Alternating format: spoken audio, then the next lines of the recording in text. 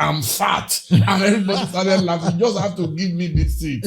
And eventually I got the seat. Because I have friends who have the capacity to buy cars for ladies, what they call babes and all that. Then Momodu does not have that capacity. But if I go, Dele is looking for a pipe. We told you, hunger will drive him to Aso Rock. So I have deliberately avoided Aso Rock so that they will not add my name to the list. There was no way, even if my own father, woke up from heaven and picked the ticket of APC, I will not support him. I will remain in PDP.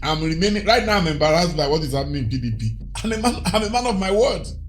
Unlike Wike, that didn't get the ticket and is busy throwing tantrums and all that. When I went into politics in 2010, 2011, and I wanted to be president of Nigeria, people thought I was crazy. You are a poor man. You are going to be contesting against principalities. I got 26,000 votes nationwide. People laughed at me. Ofi Dele. Ofi Dele. And people used to harass me and abuse me. Omale, that kind of thing. It's not my fault. It's not a story I like to tell, but since you want it, I'll give it to you. And I was begging, and I was crying and begging. Anybody say, Momodu, it's broke. It's broke. Oh, let me tell you, there was a time when things were generally rough. And several times, I got arrested at airports. Because I can bet my life. I don't know any other business outside media. That guy cannot sustain it. My bills are huge. First, I live in 3 countries: England, Ghana, and Nigeria. If you had 30, 40 million in Nigeria and you think you are a poor man, I beg you, you are a madman. I'm sorry, I'm being brutally frank. This is why I wanted to have this conversation with you.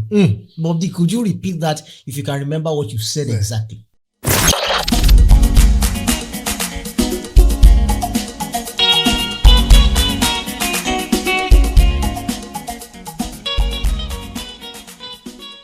This is the deep dive. You're welcome to the show.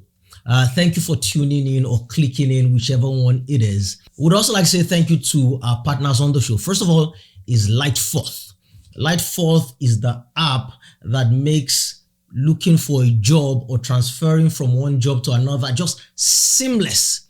What you would spend so many hours doing, Lightforth does for you in just minutes. Constructs your resume, constructs your CV, and sends it to as many employers as possible. So let's say thank you, Lightforth. The link is in the description below. When we say description below, some of us don't really understand it. It's that when you look below this video and you look at the title, where it runs out of space, it will usually say more. If you click on the more, then you will see all of the other information. That's assuming you don't see it up front. So thank you, Lightforth. Would also like to say thank you to FinServe Pro. It's tax season in the United States. And as everybody knows, the fear of the IRS is the beginning of wisdom. FinServe Pro is the one-stop solution that just makes filing your taxes seamless at the most competitive price. You will not just believe how seamless, how easy, how fast, effective, and how affordable FinServe Pro is. So thank you very much, FinServe Pro. All right, let's get into the show.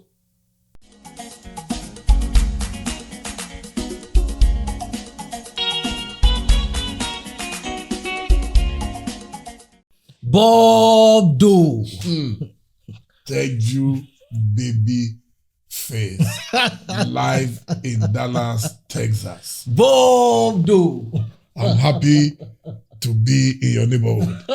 Look, Bob D, you had been. So I should do an introduction first. Or so let me, in fact, I think I beat the gun. So let me just I'm going to put this now before I say that. So I would say, if I had to do a formal introduction, my guest needs no introduction. That we say that a lot. We say my guest needs no introduction, but usually we're exaggerating, right? You always need introduction, except in a few rare exceptions. And you are one of those exceptions. You are the brand is the man. You are the most traveled, most connected person whom I know. Bobby, it's amazing. It's not something I can explain. I'm not sure if I'm the most connected or the most traveled because we haven't done a competition before to know who has traveled the most and who is most connected in Nigeria or in Africa. But I just know that I know enough people and I've traveled to enough places. Okay, so sometimes I wonder how many hours would you say you travel in a year if you have to put it together? How many hours are you in the air? It's difficult to know. But one thing I can say for a fact is that nearly 2 years ago, I entered the lounge, the Virgin Atlantic lounge in London, at London Heathrow. And then an announcement came that I had just clocked 1 million miles on Virgin alone. 1 million miles of travel. And it qualified me for lifetime gold. And they brought me a bottle of champagne, they brought me some cakes and all that, and we did a little ceremony. So whether I travel Virgin again in my lifetime or not, I'm qualified for a gold. And even the gold also has categories. That's what we call the wings members. And I also qualified to be a wing, which means you're a special gold. You're not just gold. You're a special gold. And they invited us to the 40th anniversary of Virgin Atlantic in London. Just maybe about 100 people from all over the world gathered. There were a few Nigerians, like my friend Damola Dele, the Prince of Ile-Ife, a few others who travel crazily. I can tell you that we've traveled. It's like we live practically in the sky. Then when you talk about hotels, I've stayed in so many hotels globally that for Hilton honors, I have a lifetime diamond. What does that mean practically? What it means is that whether I sleep in Hilton again or not, I'm a diamond member of Hilton. And it means that you've lived practically in hotel. And Hilton is not the hotel where I've stayed. Now, when I talk about airline, even currently, I'm still a gold member of British Airways. I've been a gold member of Emirates. I've been gold member of Air France. I've been gold member of South African Airways. I fly greedily. Any available flight, I'm ready to go. I'm not one of those who would say, "Oh, I only whatever is available." I'm ready Oh, to really? go. So I'm likely to walk on a plane and see you in economy. Oh, no, not necessarily in economy. You will find me in economy maybe if I'm going to a place not far, like Ghana.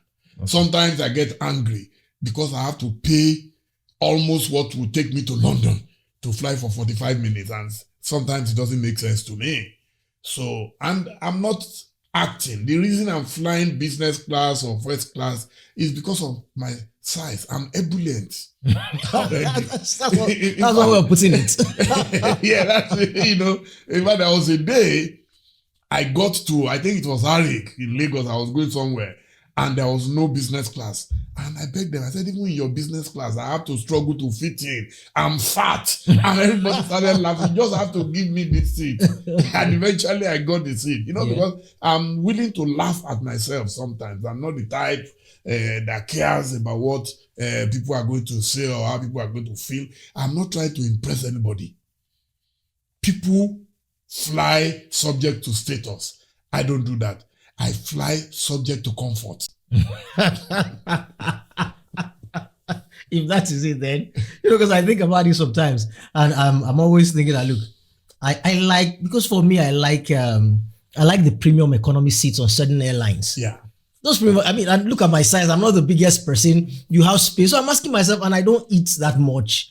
So why am I? You don't drink a lot. I don't drink a lot. So why am I struggling to? And that's subject to status. Yes. It's your status as a celebrity. If you see yourself as a celebrity, then you want to impress people. I'm not out to impress. Anybody say, "Oh, Momodu, oh, it's broke. It's broke." Oh, let me tell you, there was a time when things were generally rough in Nigeria.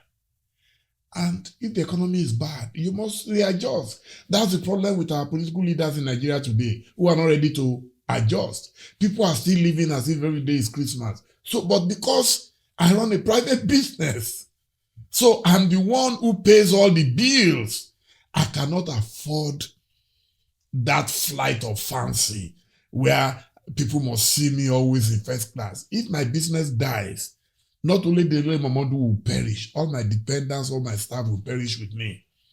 So I must maintain a very delicate balance. I adjusted from flying upper class on Virgin Atlantic and I moved back to premium. And when things improved, I resumed upper, and the upper class for me, again, I'm not the type that sleeps on sleeper beds. Even when I fly first class of Emirates, which is like a full bedroom for you, I can't stretch myself. I still sit down, but I enjoy the culinary expertise of their chefs. Yeah. 1 hour to landing, you can still eat anything and all that. I love to pamper myself because I work too hard. And then you are a man of 1,000 handsets. How many handsets do you carry now? You have a bag, a separate bag for phones. I've reduced it now to 6. It used to be, okay, let me start by saying I have nearly 40 SIM cards. Because what happens is that I am a compulsive communicator. I love to communicate and I love to be reached. I hate a situation where anybody, especially my clients, will say, oh, we'll be looking for you, we can't find you. If you can't find me, something is wrong. And I remember on one occasion, I made good money. I was in Rome with my family and I was roaming one of my phones. That's funny. I was in Rome and I was roaming one of my phones, you know. And this particular governor was looking for me. 2 of his daughters were getting married and they needed ovation coverage. And that day, he was able to trace me to my Ghana phone. If that phone was not on at that time, if it was not working at that time, publishing is not food. It's not an essential commodity like food. You can easily say, okay, let me go and manage. Even if I know you cannot find another ovation, I'm not boasting. You know, if your event is not innovation, you've probably wasted your money. Because the right people. And I would give you many instances where people did their party, called some other publications, and when they couldn't get the traction, they have to come back to Ovation and beg with money to redo it, repackage it for them. Because that's the ultimate, lifestyle magazine. So for me, that's how we roll. But for those of us who communicate with you, it's a headache because I have I think 5 of those numbers. So what I do is I have to copy and paste all the messages, and one of them you will find in one of them. The thing is that, okay, I've traveled over 60 countries, over 1,000 cities and territories. So, and everywhere I go, there are times when your roaming does not work. It means I have to quickly get a SIM card. And that adds more to my SIM cards. Yeah. Once upon a time, I used to travel with about 18 handsets before they started doing those dual SIM handsets. So I will carry 18 phones. And several times, I got arrested at airports. Because they've never seen any man with 18 phones. To them, it was pure madness. You know, even a lot of my fans, when they see me on social media with 18 phones, they attack me. What's wrong with you? You are showing off. I'm not showing off. If you don't know my job, if you don't know my business, leave me alone. Do your own business your own way. I'm doing it my own way and it works for me. You must do things the way. Look at how many gadgets. I was asking you now, all the gadgets in this room now. Abba, even television stations don't have all these gadgets. But if tell you baby face, that's how you want to conduct your interview. And that's why it will always be the best. Thank you. Yes, I'm impressed. So, while you are trying to say, oh, you love Bob D. Bob D loves Babyface. I believe that because, there's one thing you said to me. By the way, let me put it on the record. This is the 15th anniversary of our first interview on the Babyface show in Lagos. Oh, wow. That show was 15 years ago. Wow. That was 15 years And ago. I remember me dancing onto the stage somewhere in Victoria Island. Yes, it was at Terra Culture. Yes, I remember it vividly. Yeah, 15 years. And you said that day. He was busy chanting incantations. You remember? How can I forget? When you told me you studied Yoruba. And I said it's hard to see you jumping up and down. Yes, and even my mom had to ask me, I remember she was saying, yes. You know? Yeah, I remember that. And one of the first things you said when you got on stage was that, you're an influential person. You called me, I came. You called the First Lady of Lagos, she came. I just met my sister, Asha, backstage. And I got here just to say that, I mean, beyond influence, you're always that person. For me, I frankly cannot remember asking you to come up or show for anything that you've never done.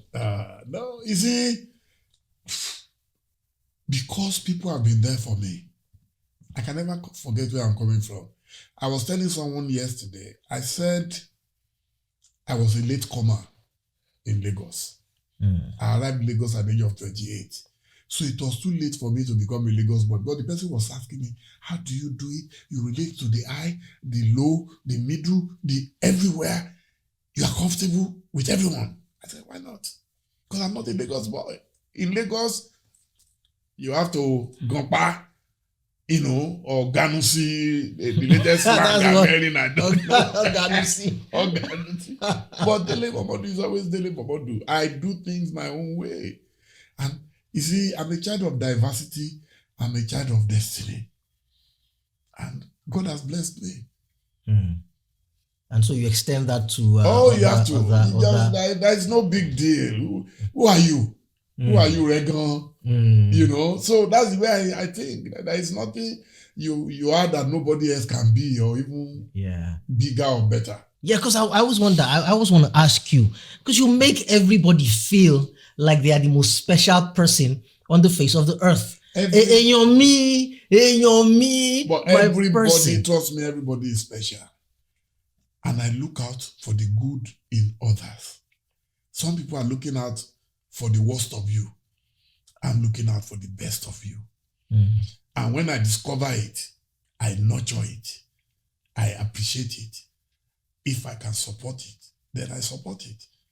A lot of people don't know how to do that.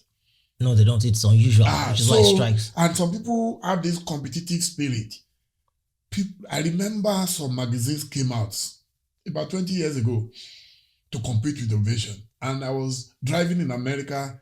I'm sure you will remember the man we call the king of fashion, Bevista. Bebe Obazi. I mean, we were driving. And Revista. Revista and Jevista. Yeah.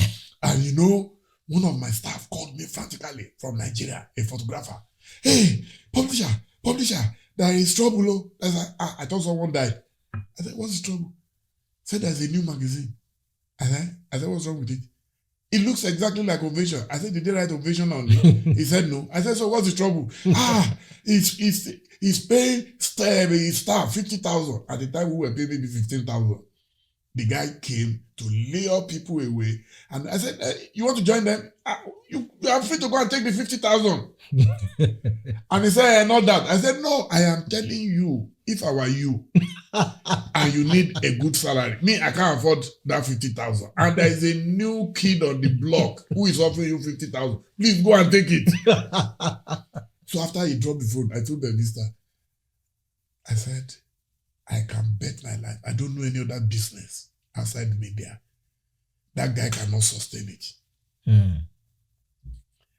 That's why I'm never afraid.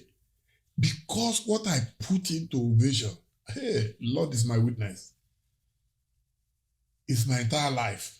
And I can gamble when it comes to my business. I'm a gambler. I can spend any amount of money to make my work the best. I remember one of those publishers went to Chief Gabriel Ibinede one day and introduced his publication to Chief. I want to cover your birthday.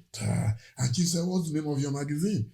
And the guy mentioned it. And Chief said, I don't know your magazine. He said, yes, my magazine looks exactly like Ovation. And Chief told him, who told you I can't afford the original? You have to be original. Teju Babyface is original. There are so many people doing podcasts, doing that. But you are who are you? You are doing proper production. People are now carrying phone cameras all over town and say they are competing with Ovation. It's not true. Ovation is a proper production. It may look so casual and everything, but we are the ones who know what we pump into it. That's just it.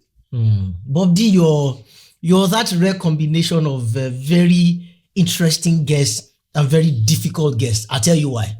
It's because every answer and every response you give throws up another 10 ones. I'm like, which one should I catch? You're trying to catch everything at once because I want to ask you, which is why I have the pencil and I'm always writing. So I want to ask you, this thing that you've done with Ovation rather, you have managed to transcend. You've done, I don't think we appreciate enough what you have done and are doing. You see, you've managed to transcend going from what I would call analog or hard copy into the digital era. Not many people made it. I have to confess, I almost didn't survive, Bob D. Because I'm traditionally a television person, so I resisted this. What are they doing? They're just playing around on social media. So I almost went with it. It's just by grace, So how have you, in the face of blogs and 1 minute news and no journalism whatsoever, because you're a journalist, you're a professional, you are trained to do this. So in the face of this fast food kind of news and all of that, blogs and all of that, we still know Ovation. How have you done this? How are you doing this? Well, there is a price to everything. And the price to the transition is for people to assume that Ovation is dead. A lot of people are still very backward looking. They lack that vision and foresight to see where we're going. People still believe that when you say Ovation Television, you must have a big warehouse like NTA or any of the big channels. But the truth of the matter is that if you understand the game, because this business is a kind of game, the game of media, you will know that from your telephone, you can make more money than all those television houses combined. It's just that people don't know the formula, and I'm not ready to reveal the formula to them. Look, from Ovation now, we have Ovation TV, we have Ovation Magazine, International Magazine, we have the Boss newspapers, all three. And they are doing very well online. We still print the magazine occasionally for those who can afford it. If you look at all the top magazines in the world, most of them now are online. Time Magazine, whether it's Newsweek, whether it's GQ, you will only find little amount of physical copies. Because if I go, we print Ovation in London. If I go to London to print, maybe let's say I pay £5 to £10 per copy. The cover price, we've reached our peak more than 20 years ago. You cannot sell it for more than 2,000 Naira in Nigeria. Nobody can buy it. And you give it to the agents at 1,000. So as a businessman, so for every copy of that magazine you are selling, you are going to lose about 10,000 Naira minimum. So how will you survive? So because it's an ego thing in Nigeria, people run their business with ego. You will fail, ultimately. You will fail. So but I'm a consummate businessman now who understands that business, after you've established a super brand, business must be based on profit. This is why I wanted to have this conversation with you.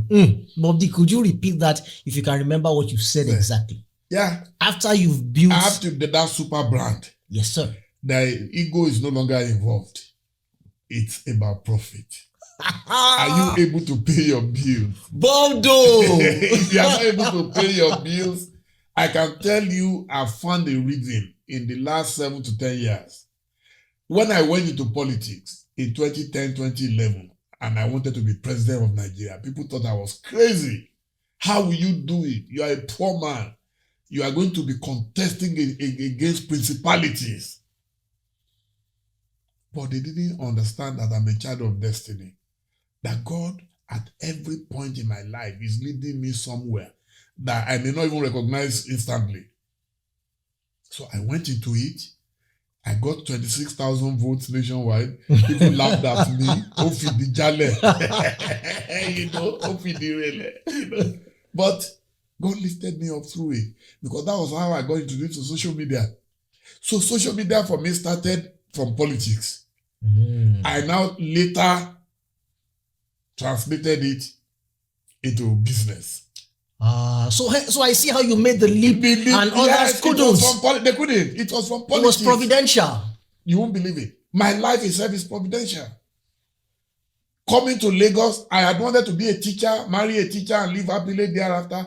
I searched everywhere for teaching job. I couldn't get it. I was bitter. My mom said, when you went to university to go and read Yoruba, what did you expect? Then they suggested I should go and read law. I applied for law. After a first degree, they rejected me again. Rejection is not failure. So, but I didn't know that God was leading me somewhere. So after that, my friend Amola again suggested that I should start writing. So I was writing for the Guardian newspaper in Lagos. They would pay me 25 Naira per article. I'll wait for 4 articles to be published. Then I'll go to Lagos to collect 100 Naira. That time, there was no bank transfer. Then I was writing for the Sunday Tribune. They were not paying me a dime. I didn't mind. Because in life, you must serve your apprenticeship. A lot of people nowadays don't want to serve apprenticeship. They just want to start from the top and make it to the top. No, that's not how life works. So I came to Lagos again. I wanted to work for the Guardian. The Guardian was the most prestigious newspaper. Then again, I was rejected. Then my friend, the late Onuka Adinoyojo, then said I should go and try Concord newspapers. We went to, reluctantly I went to Concord. I said, I heard bad stories about Biola. This fella sang this, that one. Don't listen to them say. The lesson I learned was to find out for myself. Anybody can say whatever they like about taking baby face. Don't let him enter your household. He's a demon. He's a this. If you are not a demon to me, so be it. So I went to Concord. I didn't know that's where my destiny was waiting for me again. That's where I met Chief Abiola. That's where I became his son. And that's where my life changed. So for me, the social media thing that we spoke about started like that. I had people running it for me. Twitter, Instagram later and all that. Until 2012, that riot or demonstration, January, the fuel subsidy demonstration. Yes, at Ojota. Yes, I realized that anytime I needed to tweet, I have to wait for someone to tweet for me. And the person might not be able to express that tweet in my own original language. That bothered me. I said, please teach me how to tweet. Do you know those who taught me how to tweet? Maybe at the very most, some of them will have 1 million and 100,000 followers today. I already have over 1.8 million followers on Twitter. Because now I'm able to tweet in my original language. All the things, anything you see on Dele Momodu Ovation, know that I'm the one handling it myself. Ovation Media Group, that's their own business in the office. But anything that has Dele Momodu in front of it, know that it's Dele Momodu handling it. But you have done extremely well, Bob. We can only say it in Yoruba first and then translate to English. My people of Ajawa will say, we're not mocking them, but not many of your, just to underline this again, not many of your contemporaries have quite made the leap, Well, if your life does not depend on your business, you can do it anyhow. My life depends on my own business. I don't have any. When people tell me, is Ovation still running? I said, why won't he run? If he dies, then I'm dead. So a lot of my friends know how they make money. I have friends who don't have any publication and they are making money. They are surviving. But in my own case, I can't. I've been in opposition since 1982, politically, 1982. I've been in politics. I've never been in government. I'm one of those Nigerians who can tell you, this is how I made money and this is how I spent it. Most people, if you ask them to come and tell you and describe how they made whatever they had, they can't even tell you. At every stage, I've been a man of goodwill. Okay, Bob D, let's go back a bit again. Why do you travel so much? I mean, with all due respect, what comes to my mind? So every time I call you, for example, your itinerary in the last 4 days is crazy. I'm landing in Texas, in Austin. I'm coming to Dallas. I stay 2 nights. I'm off to Houston. I stay 2 nights. I'm off to Atlanta 2 nights. Then from there, then I go to London 3 nights. And then I get to Ghana 3 nights. 1 night in Ghana. Then I land in Lagos, and as soon as I'm landing in Lagos, I'm off to Abuja. Same day. So, with all due respect, kill and work, you know.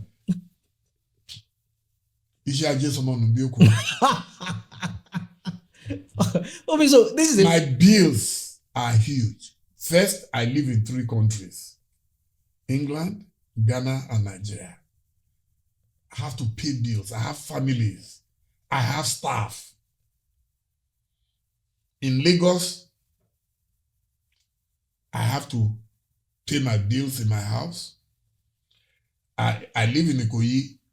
Ovation office is in Ikeja GRA. I have to pay bills. Now I've registered the Dele Momodu Foundation, and then we've just built the Dele Momodu Leadership Center in Ibadan. That consumes money, and I don't have access to easy money. People in politics and in government make easy money. Hopefully, I don't know, but that's the impression we get, that your life can change overnight just by being in politics. That's not my story. People don't know how I bought a house in England over about 25 years ago, how I remortgaged it to get some money, and how I used part of the money to buy an office in Lagos. People don't know all those stories. You understand? That's why it's a course I would love to teach in our universities about not trying to get rich so quickly. Your ability to endure, your ability to build slowly but steadily. That is the story of my life. So when you see me gallivanting and all that, you say I'm the most connected. I will call myself one of the most networked. And your network is your net worth. I always say that. So for me, if I get to Australia today, I'll feel at home. Because I've established contact. I've been there to give lectures. I've been there to interact with Nigerians. There is nowhere I land. There's no airport today I land and I see a Nigerian and someone will not stop me. There is nowhere. I went to a restaurant in Austin the other day, and I went with my usual crowd. And you won't believe it, after we finished eating, I said, oh, give us the bill. Then the owner of the restaurant came and knelt down beside me. I've never met her before. And then I said, listen, you cannot pay. I said, I'll come and eat free food here. Even if you don't cost me. The devil will face me and say, you are a wicked man. I said, no, I must pay, man. That's what I face everywhere I go. How many people enjoy such grace of God? I was at the Mike Adenuga Center in Lagos the other day with my wife to buy some salads and a few things to take home. And after we finished, I called for the bill. And the lady said, oh, the man sitting behind you has paid. I didn't know the man. You will not believe it. That's the story everywhere I go. I mean, somebody still gave you £200 or how much at the airport? Look at that woman. When you landed. At the airport, we met, yes, in an elevator at Heathrow. Yes. £200. When she screamed, everybody in the lift were, they thought I was a rock star or something.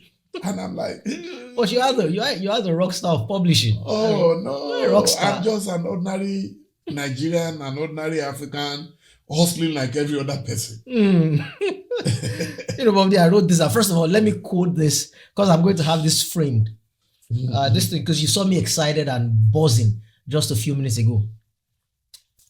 After you've built a super brand, business and profitability must come first.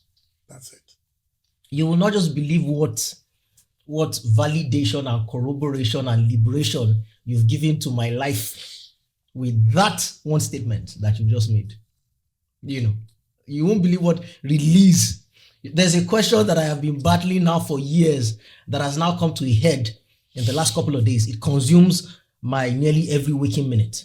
And with that quote, I think you have just given me the liberation. So thank you. Thank you too, for inspiring that liberation. You see, I look at people who don't mind their own business, but they want to mind yours. Just leave me to run my life.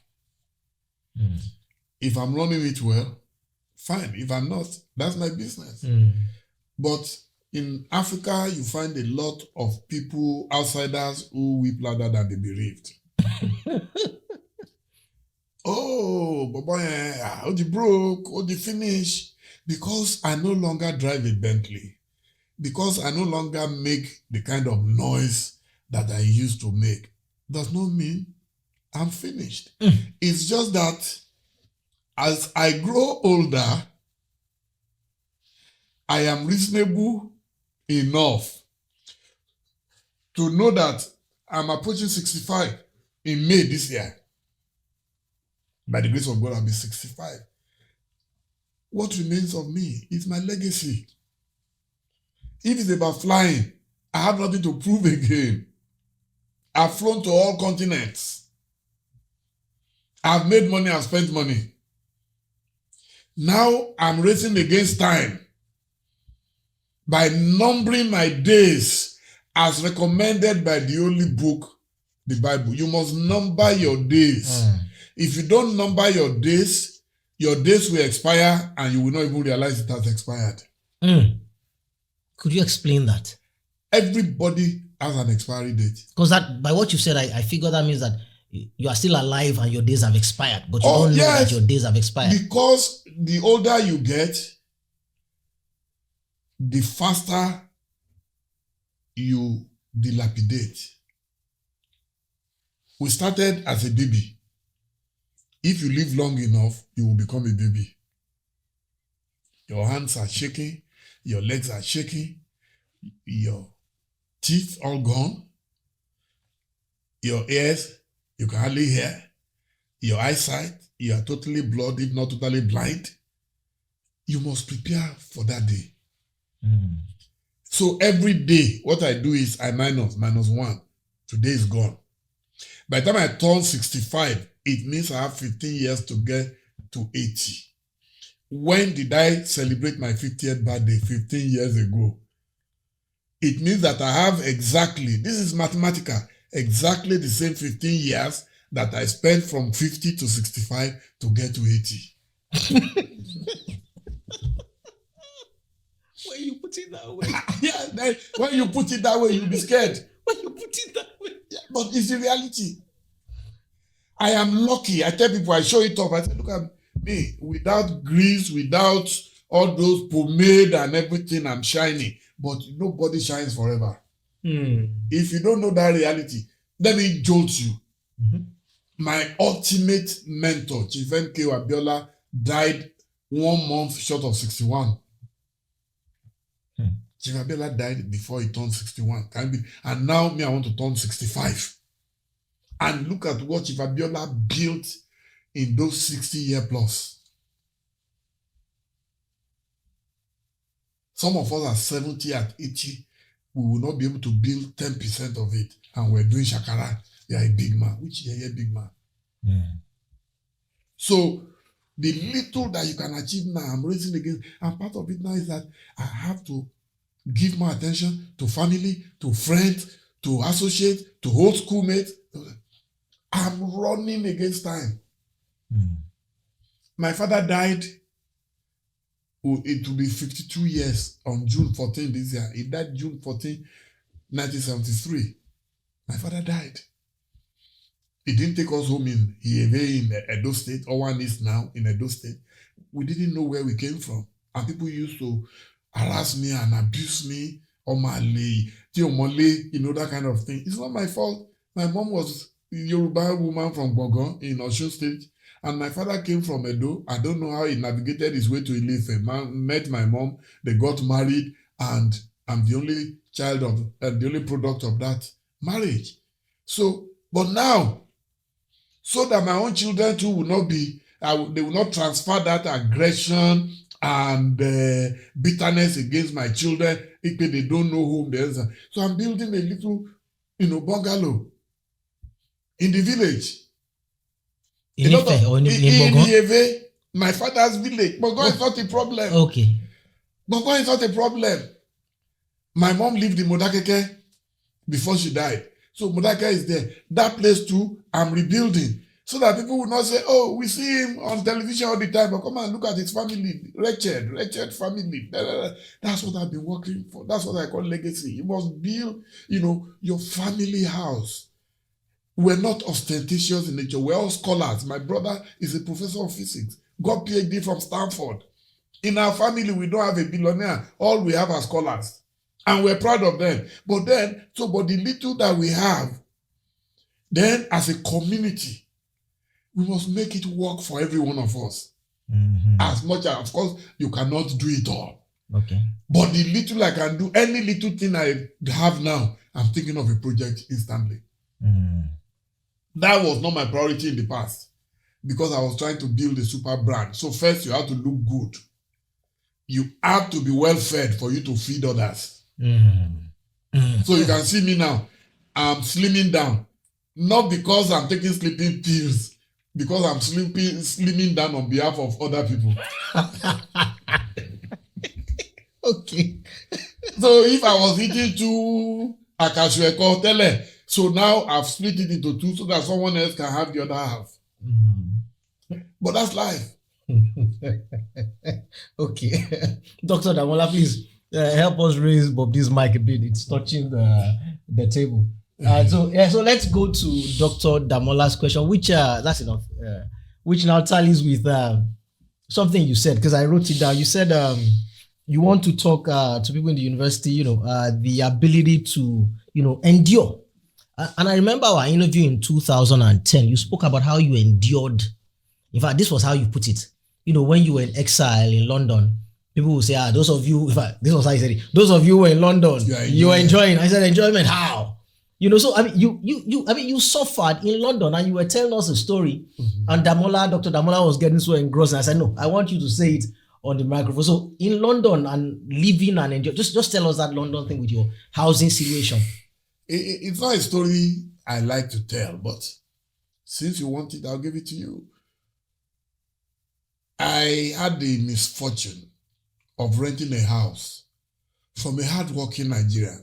I must give her that credit. It's not easy for a lady working in London to buy a beautiful flat in Essex, in that part of London. And so we rented from her, and we were able to pay rent up to a point, and at some point, we couldn't afford to pay. But I liked the place, very beautiful. Then one Sunday, she came with a Jamaican guy, planning to come and beat me up because I was owing money. Fortunately, my wife and kids had gone to church. Otherwise, I'm sure they would have exchanged blows or something because she was just throwing our things in the garbage can. And I was begging and I was crying and begging. And then her cousin who came with her then called her name. I don't want to mention because some people might recognize her. Said, please, you can see for an old man like this, a very popular man in our country, to be crying. It means he doesn't have the money. If he has your money, he will pay. She saved me from that calamity that day. Because the woman wanted us out immediately, So, eventually, of course, we left. We had to structure how to pay back the visit. But what I'm trying to say is that people will think, those of you ran to exile, you had no problem, you were enjoying. I have one ability. Come rain, come shine, I will always look good. I don't know how God has done that for me. A lot of people carry all their problems on their head, on their faces, on their Dele Momodu, I walk with dignity. Even when I'm dying inside, you might not know. And that's why every day I get a rush of requests. Please help me. My child is going to school. And when I tell people I don't have, they don't believe me. That's my own misfortune, but it's okay. I bear my cross proudly. When I can do it, I will not waste your time. When you come to me for help, before you finish talking, I've already decided what I'm going to do, if I'm able to do it. But where I'm not able to do it, and I tell you the truth that at this moment I'm not able to do it, and you don't believe me, then I leave both of us to God. I have a conscience. I'm not the type that can be hiding money under the bed, hiding money, and So I have friends who have the capacity to buy cars for ladies, what they call babes and all that. Dele Momodu does not have that capacity. And I'm sure even ladies will know by now that Dele Momodu is not one of those people. So they will avoid you. Because I just cannot afford to do what what you call regular men, what they are able to do, I'm not able to do it. Because I have a conscience. I have too many people around me to sort out. The little I can do, so I'm doing it, but that's just the way my life has been. London, we were speaking and you were saying to me just, before we started to record that, living abroad is not easy. In fact, what you had quoted was the famous Yoruba saying that,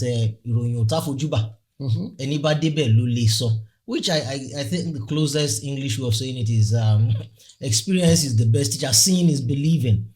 That if you're advising people in Nigeria, that don't go abroad. Nobody listens. Nobody listens. Everybody wants to go and see for themselves. When you're telling them, they think that, those of you who have gone and are enjoying, you want to keep us here. You were speaking about that. He said, I made a distinction. In my own case, I was forced into exile by the Abacha government. So that in that case, it was a matter of survival. I needed to survive because I could have been charged for treason and then punishable by death or life imprisonment or whatever. So I left under duress. It is different from a man who is a bank manager and calls his wife and children and says, Nigeria is too tough. Then you sell, you have 2 properties, you sell, bam. You go and start looking for visas. And then you manage to get the visa. Because of your status as a bank manager, they thought, this one will not run away. They didn't know the man was absconding from Nigeria. And then you pack yourselves and pay 30 to 40 million because you're a family of 5. And now, with the exchange rate, tickets are in millions. So you carry 30, 40 million. You go and buy the ticket. You think your problems are solved once you land in London or in America. My brother, my sister, your problem has just started. Unless a miracle happens, and that miracle be 1 in 1 million, a miracle happens. If you had 30, 40 million in Nigeria and you think you are a poor man, I beg you, you are a madman. I'm sorry, I'm being brutally frank. You have 30, 40 million and you can't set up a proper business in Nigeria. I beg you, think again. I know what I'm saying may sound stupid to you. Insecurity. There's nowhere where there is perfect security. On a single day, 3,000 people got killed in New York. The people of New York have not abandoned New York because of that. So if insecurity is your problem, in fact, you can provide your own security in Nigeria. If food is the matter, in fact, if you want to start your own ranch in Nigeria with cows and everything, with 30 million, you can start. But the attraction of going abroad, I tell people, is that when you go on vacation, everybody welcomes you. You are staying with your family in the free house. The day you carry all your children, to another man's house and he knows you are not going to live in a hurry, then you will see the difference. When it's a vacation, they know about 3 weeks, 4 weeks, you are going back. They don't mind. They will endure. But when it becomes a permanent burden on their own family, you will be rejected. And the day you now rent your own house, that is the trauma you are going to carry almost for the rest of your life. Which trauma?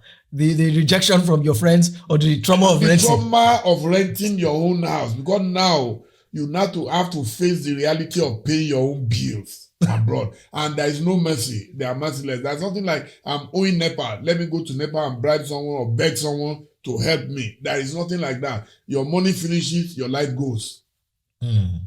No mercy. Yeah. Abroad. So just remember when you are watching this program that Dele Momodu said no mercy abroad. Okay, Bobby, I mean, I gotta see. If I'm laughing the way I was laughing, only someone who's felt some of these things can laugh that way. I'm laughing from experience. I'm not just listening and laughing. However, somebody would say that but Bobby, whatever the suffering, see the obvious advantages at the end of the day. I mean, see all the places you're traveling to. You're definitely not doing that. You're definitely doing that with a superior passport, which I will assume is your British passport, right? Okay. If you have money, you will travel anywhere in the world. You don't need a British passport. When people say, you need a second passport, you don't need a British passport. Yes, I may have it. But that didn't come intentionally. It came, what was the word you used? Providentially. Providentially. Yes. That's how it came. It's not about me saying I want to go abroad. If I have to travel abroad just for me to have British passport, if you have money, they can even beg you with passports. Money answereth most problems. That's you re-editing the Bible, because Bible says money answereth all things, actually. Yes, I'm saying problems. Well, practically, because yes. People who run away are running away from problems at home. That's why most people want to go abroad. But I'm telling you that if you have money and you are doing fine at home, I'm not sure how many Nigerians have all those passports that you mentioned. You can settle anywhere in the world if you have money. You can live in any part of the world if you have money. It's because Africans are not close enough. In fact, anybody, instead of going to Jamaica or any of those countries to go and buy their passports, there is no reason why a Nigerian cannot go and invest in Ghana and become a Ghanaian. And Ghanaian passports are strong enough that people can get visas on it more readily than elsewhere. So you can go to Tanzania, you can go to Rwanda, you can wherever. So it's for Africans to unite. There is no reason why Africa cannot even have just a single passport that everybody will respect. But I don't know who caused Africa. You have to take a visa to go to South Africa, and a British passport will not need a visa to go to South Africa. It doesn't make sense to me. It doesn't make sense to me either. Most countries in Africa today with British passport, you will enter easily, and a fellow African cannot enter. So that is our own problem. That's why people have to run away. The issue of migration, that's where it came from. All right, Bob D. Look, we are pressed for time. I have to go, you have to go. Look, I have so much to ask you. I mean, but I'm going to try. See, so you were in exile in London with President Tinubu. With Wole Soyinka, Prof. Wole Soyinka, and all of that. Would you consider yourself friends back then, or comrades? The difference being that a friend is interested in there's mutual, interest in each other's well-being when you're friends. When you're comrades, sometimes you think you're friends, but it's just that you guys have the same interests. You're either fighting for something or against something. So would you say you and President Tinubu were friends or are still friends? I would say, yes. Because I didn't support his presidential bid does not mean we're enemies. I can never be his enemy.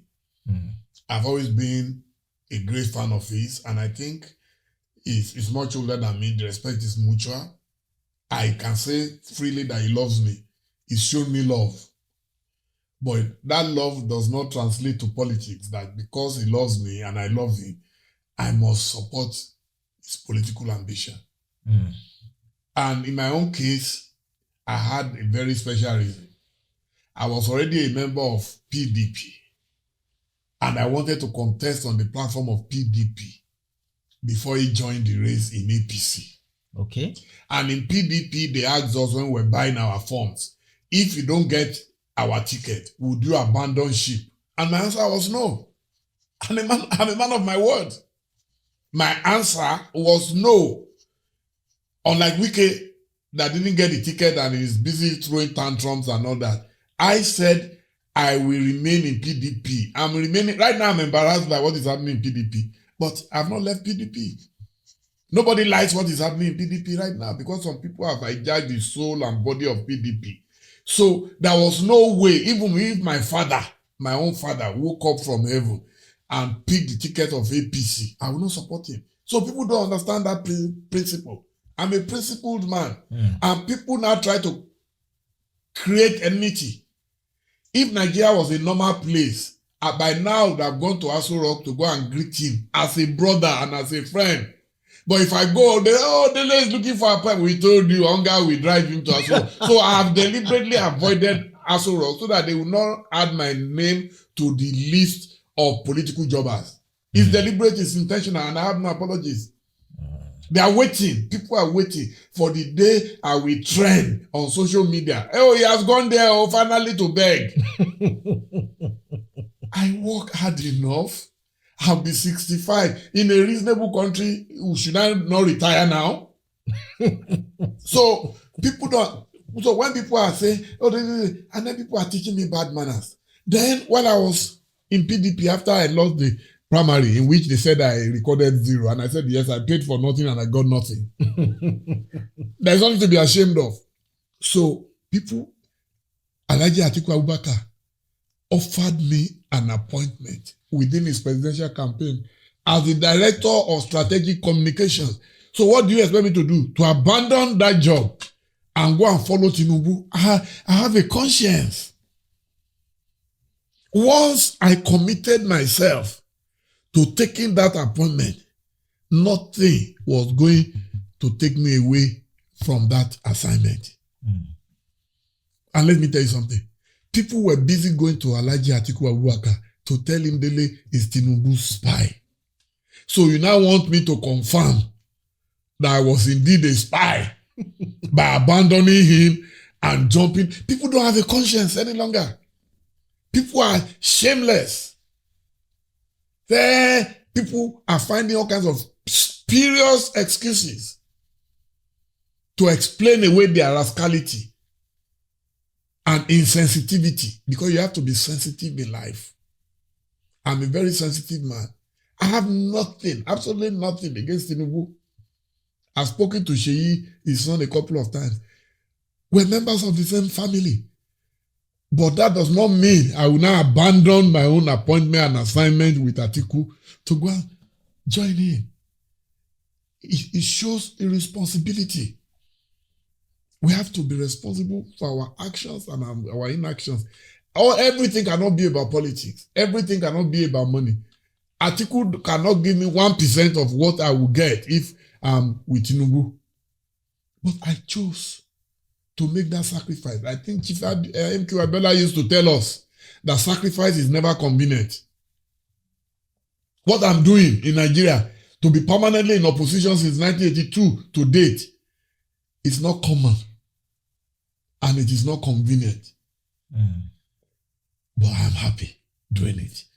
I am proud. I can beat my chest and say I'm one of the few Nigerians who will do things without worrying about pecuniary gains. Bob Do. Thank you, sir. Here goes. Did you actually think that realistically you had a shot at the presidency? I mean, so there's a school of thought that says whatever you are going to do, think of it realistically, and if you do not think that you can win or that you can be the best, of course, there's a place to aspire and dream and to take on the largest and the biggest odds and the biggest bullies in the yard, so to speak. But also, there's a place for also circumspection and conversion, or rather, conservation of resources. look at everything well. And if you feel that you cannot be the best in that place, don't bother. Go to an area where you can be the best. So that leads me to wonder, you as, as circumspect as you are, as brilliant as you are, did you look at that thing and actually thought you had a realistic chance of getting the presidential ticket, not to talk of winning the presidency in Nigeria? My life itself is a miracle. And I believe in miracles. The fact that you think something is impossible does not mean you cannot do it. And I'm a bookish man. I've read too many books in my life, and I've read biographies. I read about Abraham Lincoln. Just a minute. Yes, sir. I read about Abraham Lincoln and how many times it took him to get the American presidency. The journey of a lifetime starts with the first step. I made those steps. The fact that I didn't make it then, I'm much bigger than I was in 2010 now. Mm-hmm. Even those who did not vote for me then. And then what you have to realize that in Nigeria, we are all busy lamenting like Jeremiah. We are always lamenting. Nigeria is bad. Nigeria, if you think you are better than the leader, so why don't you offer yourself? It will be on record at least that you offered yourself and you were rejected. Nobody can tell me that I was not qualified to be president of Nigeria. Nobody. Those who have done it now, what have they done other than that they amassed wealth from Nigerian state and use that money to oppress the rest of us? That's all. That's the difference. So the first thing is that I convinced myself that I was better. I've interacted with world leaders and I've not seen any of them with two heads. I've interacted at the highest level, at the lowest levels, and I know I am eminently, preeminently qualified to be president of any country. When Obama became president of America, what was his experience? What was his exposure? Okay, he had appeared in the Senate and all that. That does not prepare you for the presidency.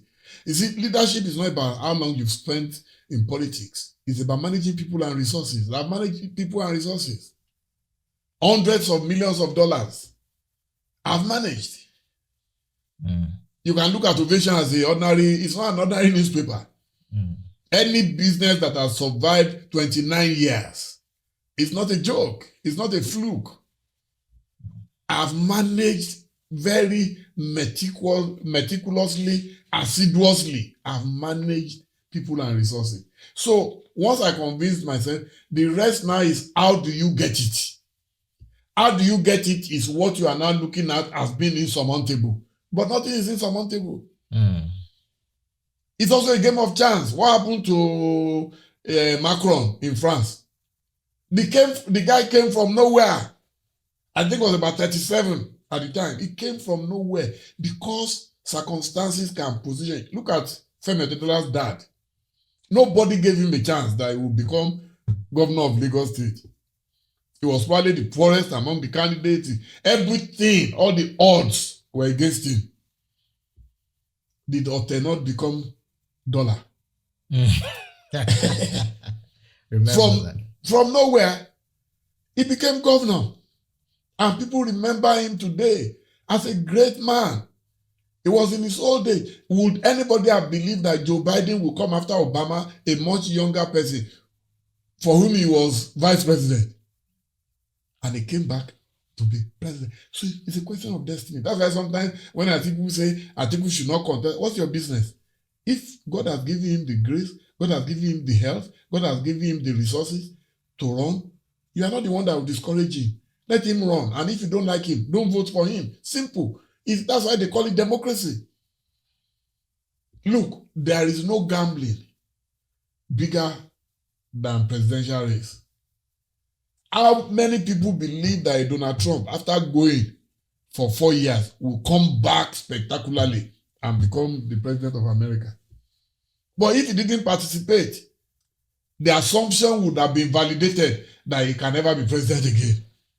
But he came out to prove to them that it is possible. Look at the president of Ghana today, John Dramani Mahama. After 8 years, that's even more resounding. After 8 years, he came back, contested. When we were following people who were abusing us, we are following Dele Momodu. He likes following losers. Is it not my business whether I follow losers or winners? I follow the loser, but that loser today is a winner. So in life, I've seen too many miracles, and I believe in miracles. What Abiola could not achieve, did Tinubu not achieve it? Did Tinubu have the capacity of Abiola that you knew that time? The popularity, the global image of Abiola? Tinubu confounded everybody. He came. I had predicted anyway that if he got the ticket, unless PDP is able to fill someone equally formidable, it will be impossible for anybody to beat Tinubu because he prepared for it all his life. So that's life. I have prepared for this journey and God has made me relevant. How many people do you know that came to Lagos in 1988 and by 1990, exactly 2 years after, became the highest paid editor? How many people do you know that was forced into exile in England or anywhere in the world and within a twinkle of an eye got full asylum from the British government, got leave to remain in Britain, got leave to become a British citizen, got everything, got ovation? How many people went on exile and came back with ovation? So what now makes it impossible for me to become the president of Nigeria if that's what God wants? God works in miraculous ways. His ways are not the ways of ordinary mortals. And that is why we keep doubting ourselves. This one is not possible. That one is not possible. There is nothing that is impossible. Bob Doe. Okay, so this thing you see me writing, right? Yes, please. From what you have said, it's not what I will ask you now because our time is spent. So let me just even clear with you right now. We're definitely going to have a third interview because I have a second page of questions that I'm not even going to ask. I'm going to ask you one more so that when I get to Lagos shortly and I say, Bob D, please show up again, we call, you will show up. So I have enough questions, but I'll ask only one of them left. And this is a question that I want to ask all of my guests because as my viewers now will have realized, those who watch and follow us regularly, this is a teaching platform for me, which is why I got buzzed and excited about the things you were dropping, and all of that. And so the question is this, what is the one shift in your thinking that changed your trajectory or the trajectory of your life? For me, it was my realization the day that I understood that nobody knew more about my life and the direction of my life and my potential success. Nobody knew more about that subject than me. No spiritual authority, no leader, no expert could tell me about what to do. That the truth was inside me all along if I would just calm down and go through the process. That's the one shift in my thinking that changed my trajectory. If you had to boil it down to one thing, what's the one shift in your thinking that changed the trajectory of your life? Well, I think for me to be exile, because it wasn't anything I prepared for. Like people who sold their properties in Nigeria to travel. I never had such ambition. No. I just wanted to live my life modestly, humbly in Nigeria and make it. And I knew that the way I was going, I may not be a billionaire, but I'll be a millionaire. And I'll be able to survive with my family. But everything changed the day I entered the bush into Cotonou. Because I was running away from bullets of the military. And from there to Ghana, that was my first. And that changed. I didn't know I was a local champion. I got to Ghana and I realized that, hey, so there are opportunities here too. There are opportunities in Africa. So God removed me from being a local champion to be a global citizen. So I call myself a journalist without borders, if I could borrow that phrase. Journalist without border. So I travel, I go everywhere, I'm home, I feel at home everywhere I go. That was what changed everything for me. And I'm grateful to God that I had to go through the valleys and the mountains of vicissitudes of life for me to arrive at my proper destination. Bob Doe, Look, I can keep talking to you. When the tie comes off, we've come to the end of our interaction. Look, I can keep talking to you, but again, time, you have to go. I have to go. Because I remember I called you one day during the darkest night of my stay in the United States, just shortly after COVID. I called you. That day I was like, who can I call? Who has gone through this? Because I was in exile too. Sure. I couldn't go. I mean, the airspace was closed, COVID and all that. I couldn't go. So I felt in exile. Who will understand what I'm going through? So I called you and we spoke. So we will speak again. We will have a third interview, Bob D. I just had to, this was a bit opportunistic, but it wasn't because we've been looking to do this for a while. I said, let's do this in Dallas. Any day. I enjoy our conversations because you don't ask stupid questions. You know, some people will interview you and you are falling asleep. When I'm bored, I just fall asleep, you know. But you always animate me. I feel very animated. I feel very excited. And seeing you look so well, it means that exile has actually not battered you. Because exile batters many people. It battered me. So you have to learn. It batters you relatively. You've handled it well. Yeah. Even if you were home, it didn't mean that everything will be perfect. That's true. There are people home too. Do you know how many comedians you have in Nigeria? How many MCs? In your trade. Yes, sir. People can do shakara and, grandstand. Yeah. But I know you to be a deep person. And one of the things that I believe has helped you is that your Yoruba background, the Yoruba-ness, the Omoluabi factor. Yes, sir. You will never lack. Amen. I guarantee you will never lack. Amen. So keep doing what you love doing. Yes, sir. That's what I'm doing. I love what I'm doing. Yes, sir. If you give me $1 billion today, people ask me, oh, so if you are a president, will you still be able to interact with us on social media? Does Trump not interact? So what stops me from interacting with people? I'm not a president. I will interact. Because I enjoy what I'm doing. If you don't enjoy what you are doing or you feel too big doing what you are doing, please quit. But we're too legit to quit. Too legit to Bob Do. Thank you, baby face. Thank you always. You know I love you. I love you too. Pataki. Not just atata. I'll see you. Like I'll see Pataki, you. Man. We'll see on you that side. by that side of yes, the world. All right, sir. Nigeria is not doing too badly. We will continue to hang in there. Yes, sir. We're coming. Greet Madam and the kid. Modupe.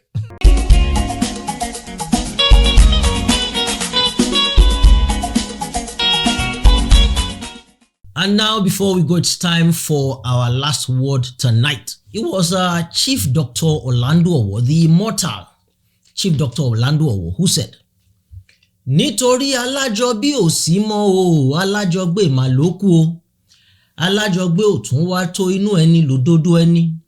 Òjò mi àwòtàkàwà mi ẹ kí bàbá ọ̀ràn mi lágége, ẹ tọ́jú màmá dé màmá ọlọ́tí tútù mi lágége.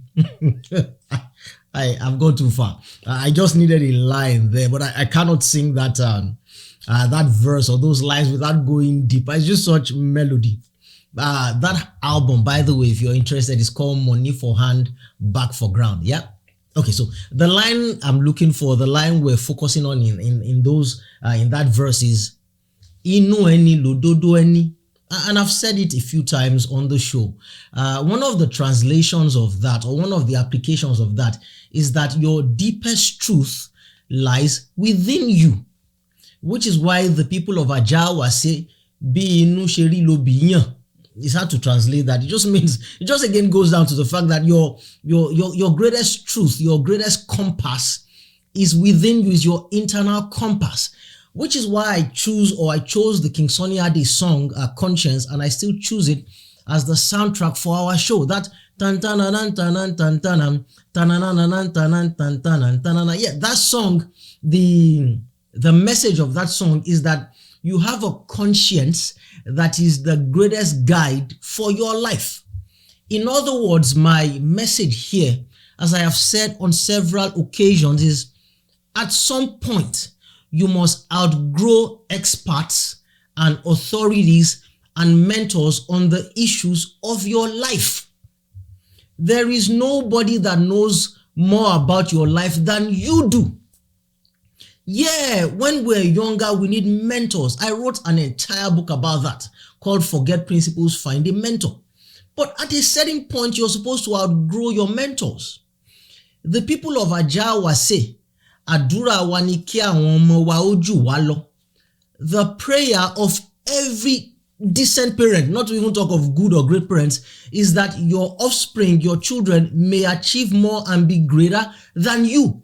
You want in your lifetime to see your children, your scions, you want to see them outstrip your achievements.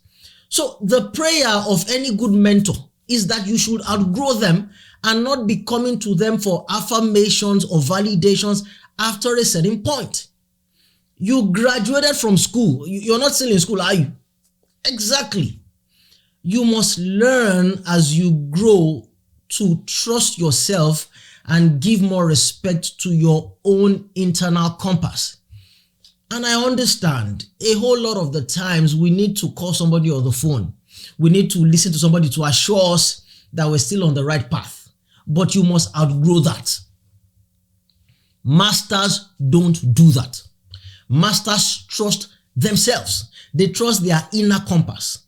Otherwise, people will take advantage of you. Look, if they don't do it in the beginning, the laws of life necessitate or mandate that if you keep submitting your own authority to somebody else, eventually, whether they want to or not, they will take advantage of you. It's just the way life is. So, as you know, if you follow me, I've put that age of freedom circa 40 years of age. Once you're 40, 41, 42, all the way through your 40s, you should be learning to stand on your own 2 feet, figuratively speaking. It's why my favorite sayings are the two that say life begins at 40, and the flip side of that is the corollary, as far as I'm concerned, is that a fool at 40 is a fool forever. Learn to trust your inner guide. You have it. It's that little voice that whispers to you. The more you discount that voice, the more distant and the farther away that voice will be. The more you learn to trust that voice, the more that voice will become clearer and more succinct, till you get to the point where you can almost always tell what you need to do next. Now, on this side of the universe, we're never going to get to the point where we're always sure. We will always make mistakes. We're prone to make mistakes, but the more you trust yourself, the more you'll be able to decipher things without needing to lean on people. In Yoshoro, people are wicked by default. This is not a question of character. A great person once wrote, in fact, I think it was God who was saying that, somebody was quoting, the heart of man is desperately wicked. Who can know it? It's not a knock on anybody. We're just positioned. We're just primed. We seem created to just take advantage of each other. And if you're the person who is always going to another person for direction in your marriage, with your career, about your friends, you need advice, you're calling them, eventually they will take advantage of you. Heed the words of Chief Dr. Orlando Owo, the immortal Canary Father. Inu eni, ohun lododo eni. Ojo mi a o takawa mi eki baba oran mi lagege. All right, I'd like to thank Dr. Damola Oshideko and all our friends who help us. If you're also somebody who joined, thank you. If you're giving us a little token every month, thank you. If you've also subscribed, thank you, but we need you to join as well. All right, I'll see you on the next one.